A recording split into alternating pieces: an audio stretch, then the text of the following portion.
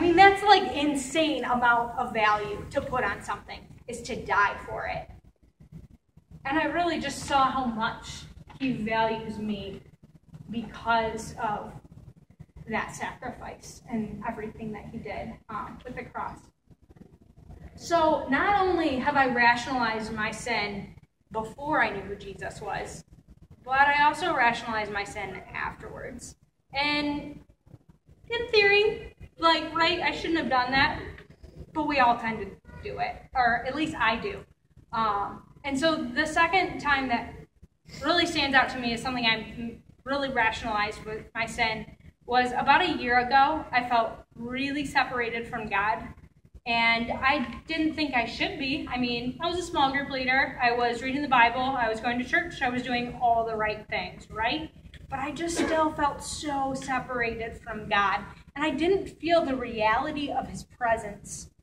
And so in a lot of ways, that made me pursue him more, and I wanted to do more quiet times and that kind of stuff.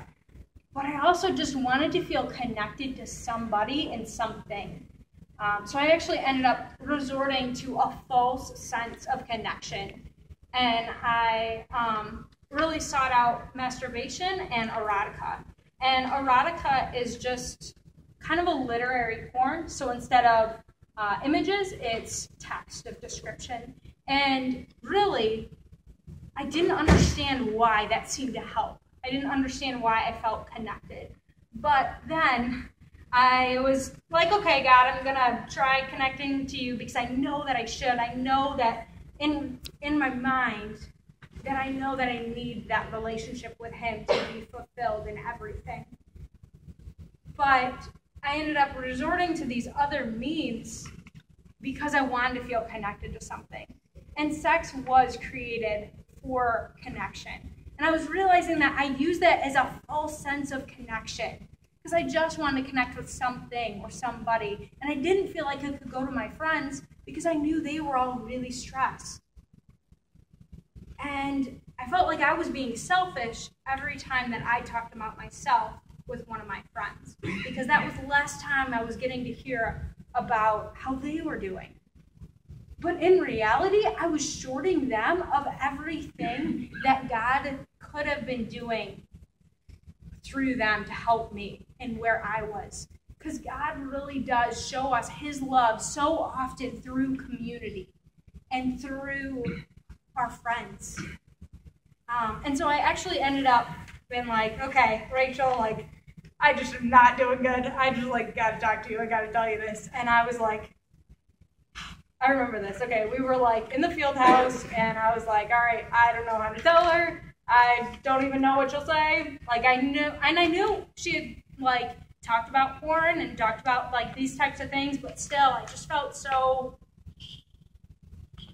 broken.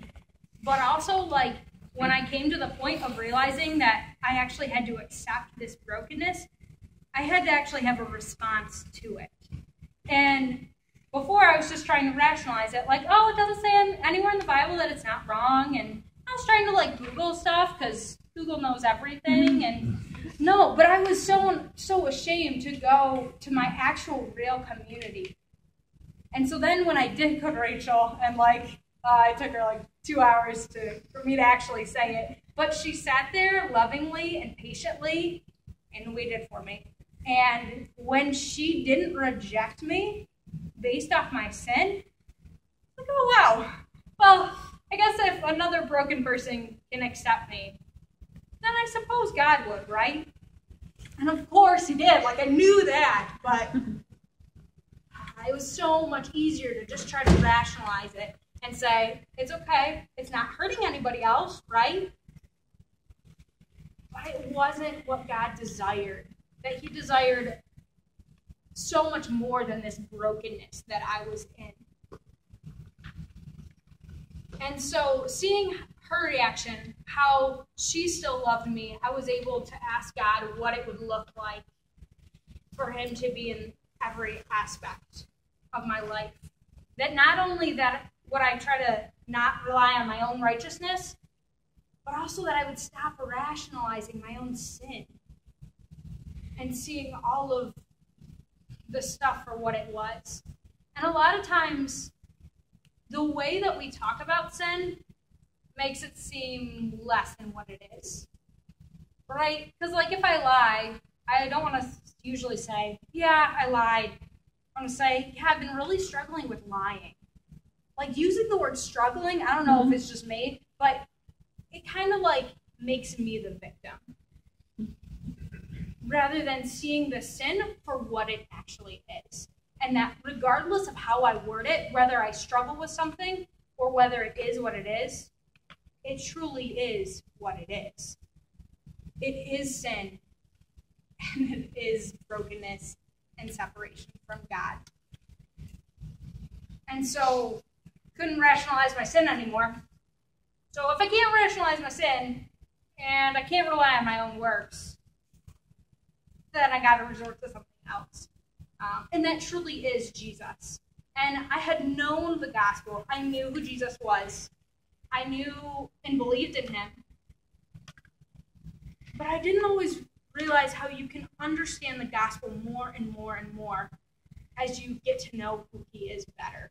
And sometimes I would be like, okay, it's just the gospel, and hearing what Jesus did for me again, no big deal, right? But it's so much deeper than that. It has to be. If he has to die for something like that, then it's pretty hardcore. Yeah. So we don't have to depend on our own righteousness. We don't have to try to justify ourselves before God. And we really see in this parable that when we accept everything that God is calling us to, there's no way we can justify ourselves based on our own righteousness. That we can't rationalize our sin anymore. That whether it's something like discrimination, or whether it's a personal sin that you feel like doesn't affect anybody else, it still is sin.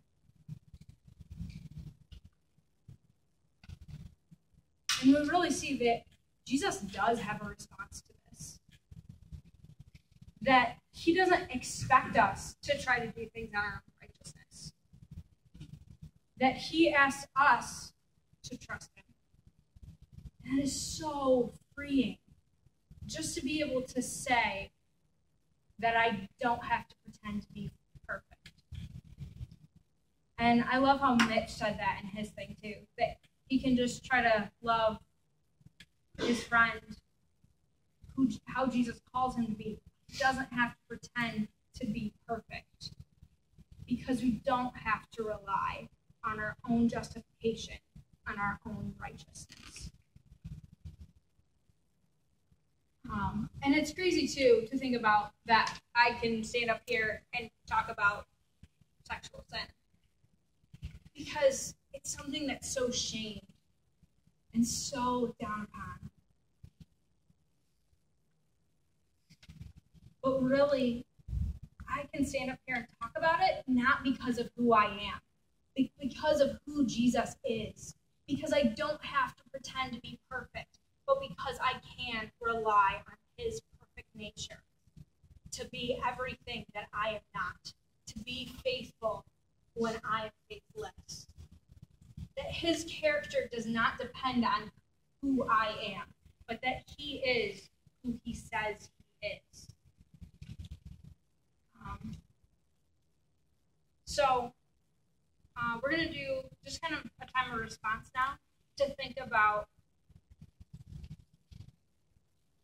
our own righteousness. If we're trying to do things based off of our own righteousness, if we're trying to rationalize our own sin or do certain things to try to earn our way to heaven. Because in reality, none of that can ever get us in a right relationship with Jesus. Only Jesus does. And all that we have to do is trust him in that. And it's kind of weird to think about that all we have to do is trust Jesus, rather than all of this other stuff. Mm-hmm. And that is the awesome thing about it.